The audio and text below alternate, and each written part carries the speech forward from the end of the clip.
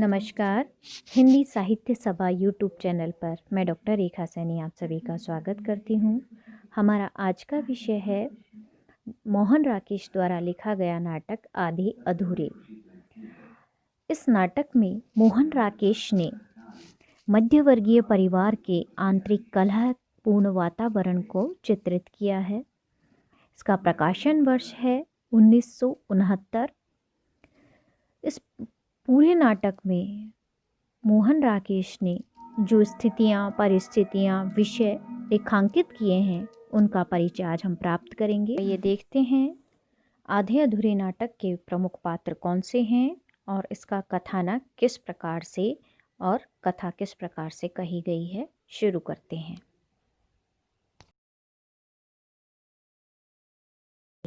जिन महत्वपूर्ण पात्रों का समायोजन किया है वो इस प्रकार से हैं।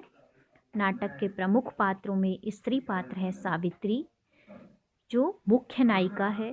पुरुष 1 महेंद्रनाथ, जो सावित्री का पति है। पुरुष 2 सिंघानिया, जो सावित्री का बॉस है। पुरुष 3 जगमोहन, जो सावित्री का मित्र है। पुरुष 4 जुनेजा, जो सावित्री और महेंद्रनाथ का संयुक्त रूप से मित्र है। पूरी कथा सावित्री जो मुख्य नायिका है इसी के इर्द गिर्द घूमती नजर आती है। इनके अलावा अन्य पात्रों में बिन्नी, जो सावित्री और महेंद्रनाथ की बड़ी पुत्री है। अशोक सावित्री और महेंद्रनाथ का पुत्र है। और किन्नी, जो सबसे छोटी पुत्री है। इन तीनों के अलावा शिवजीत और मनोज का नाम भी इस कथानक में आता है। नाटक में शिवजीत और मनोज का नाम केवल मौखिक रूप से लिया जाता है, उनके संवाद इसमें नहीं दिखाई देते हैं। इस पूरे नाटक में नाटककार ने पारिवारिक वातावरण के कलहपूर्ण, स्नेहहीन, आत्मीयताहीन, विद्रोही प्रवृत्ति और विविध विसंगतियों का रेखांकन किया है। पूरे नाटक की कथा वस्तु स्त्री पात्र सावित्री के चारों ओर ही घूमती नजर आती है। परिवार के आंतरिक कलह को स्पष्ट चित्रित करती कथा वस्तु है। आर्थिक कमजोरी परिवार में आपसी कलह का कारण बनती है तथा स्त्री पात्र जो मुख्य नायिका है सावित्री का महत्वाकांक्षी होना भी पारिवारिक कलह का कारण है, पर अपने पति में अधूरापन देखती है। उसे अपने आसपास की हर चीज़ों में वही अधूरापन नजर आता है। वह कामकाजी होने के कारण घर से बाहर निकलती है तो अन्य पुरुषों से संपन्न, पद प्रतिष्ठित होने के कारण अपने पति की तुलना करने लगती है और पाती है कि उसका पति एक हारा हुआ, तब्बूहीन प्रवृत्ति वाला है। महेंद्रनाथ सावित्री का पति अपने उद्योग धंधे में असफल होकर बेकार घर में बैठा है। यह बात उसकी पत्नी को असहनीय प्रतीत होती है।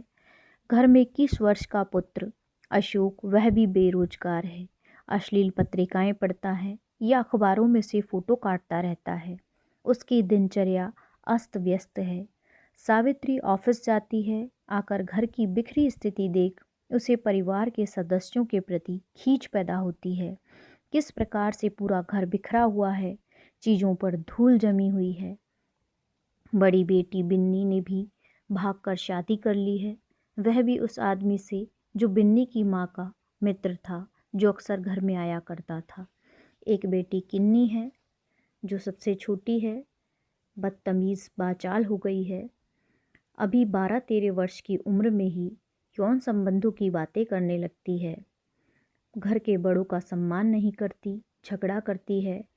सावित्री अपने पति के प्रति कुंठित, आक्रोशित दिखाई देती है और अन्य पुरुषों से प्रेम संबंध बनाती है। हालांकि सावित्री उल्टा नहीं है, परंतु वह अपने पति की कमियों को दूर करने के लिए अन्य पुरुषों की पूर्णता को देखती है। वह उस अधूरेपन को खत्म करने की तलाश करती है।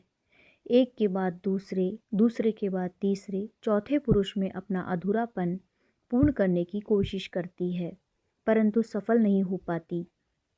वह आधा अधूरापन ही उसे हर बार मिलता है। वहीं पति भी सावित्री के इन पुरुष संबंधों का विरोधी है। वह अपनी पत्नी का विरोध करना चाहता है, पर विवश है। दोनों पति पत्नी एक दूसरे से अलग होना चाहते हैं, परंतु सामाजिक बंधन, गृहस्थ जीवन की रूढ़िवादिता उन्हें जकड़े रहती है। पुरुष पात्र महेंद्र स्त्री सावित्री के इन पुरुष निमंत्रणों से व्यथित है। वह अपने आप को घर से अलग समझता है, स्वयं को इन सब परिस्थितियों का जिम्मेदार मानता है, परंतु उसकी बेकारी ही उसकी विवशता भी है।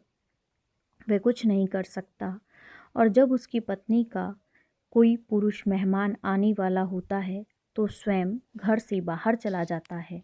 अपने मन को समझाने की गुंजाइश न होने पर मित्र जुनेजा के पास चला जाता है। ब्लड प्रेशर का मरीज है, वहाँ उसे ब्लड प्रेशर की समस्या बढ़ रही है, और इधर सावित्री सब कुछ छोड़कर चले जाना चाहती है, लेकिन जिस पुरुष को सहायक समझती है वही अंत में साथ छोड़ देता है। अपने अधूरेपन की पूर्णता की तलाश उसे अधूरापन ही देती है। वह पूर्णत्व की हर कोशिश में विफल होती है। वहीं महेंद्रनाथ भी पुनः लौट आता है। दोनों चाहकर भी पूर्णता प्राप्त नहीं करते। केवल सामाजिक बंधन में बंधे होने के कारण एक घर में रहते हैं, परंतु अंत तक भी कलह समाप्त नहीं होती। दोनों का अधूरापन अधूरा ही रह जाता है। परिवार की जो आंतरिक कलह है, जो वातावरण है, कलहपूर्ण वातावरण बढ़ता ही जाता है। इस पूरे नाटक में नाटककार ने वर्तमान स्थिति को उजागर करने का प्रयास किया है। पढ़ी लिखी कामकाजी महिला की महत्वाकांक्षा और पति के बेकार हो जाने पर उसके प्रति निकृष्ट भावों को दिखाया है। अकेली महिला पूरे परिवार का भरण पोषण करती है, परंतु अन्य सदस्यों का सहयोग न पाकर कुंठित हो जाती है। अपने कुंठित मन को शांत करने या अपने अधूरेपन की पूर्णता को तलाशती नजर आती है। पुरुष भी वहीं बेकारी और स्त्री के संबंधों के प्रति आक्रोशित, कुंठित और हीन दिखाई देता है। दोनों पति पत्नी एक दूसरे से घृणा करते हैं, परंतु सामाजिक बंधनों में जकड़े होने के कारण एक घर में ही रहकर कलह करते रहते हैं।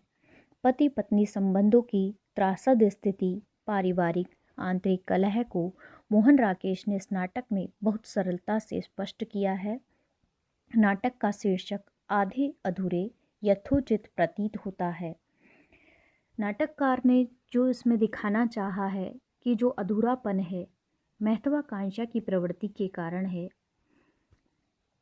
दोनों पति पत्नी एक दूसरे में कुछ अलग खोजने की कोशिश करते हैं, और इसी कारण वे इस पूर्णत्व को प्राप्त नहीं कर पाते, और यही महत्वाकांक्षा उनके बीच कलह का कारण बनती है। और इसी के साथ ही आधे अधूरे नाटक यहीं पर उनके अधूरेपन के साथ ही समाप्त हो जाता है। पेश के इस नाटक आधे अधूरे पर की गई हमारी चर्चा आपको कैसी लगी, कमेंट करके ज़रूर बताएं, और आगे की वीडियो देखने के लिए चैनल को सब्सक्राइब करना ना भूलें। धन्यवाद।